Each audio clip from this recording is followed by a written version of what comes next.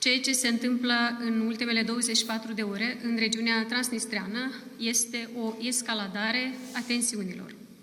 Vă amintesc că pe durata a mai multor săptămâni, în regiune, au fost mai multe alerte cu bombe în școli și instituții medicale. Au urmat exploziile de ieri de la sediul așa numitului MGB Transnistrean, incidentul de pe aerodromul din Tiraspol și explozia de la nodul de radiocomunicații din Maiac.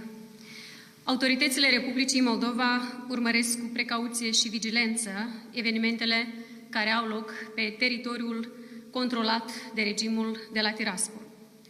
Analizele noastre, la această oră, arată că există tensiuni între diferite forțe din interiorul regiunii interesate de destabilizarea situației.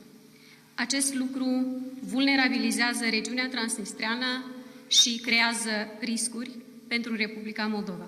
Am spus acum câteva minute, din informațiile pe care le avem la această oră, aceste intenții de escaladare sau pornesc de la forțe din interiorul regiunii transnistrene, care sunt forțe pro-război și care sunt interesate să destabilizeze situația în regiune.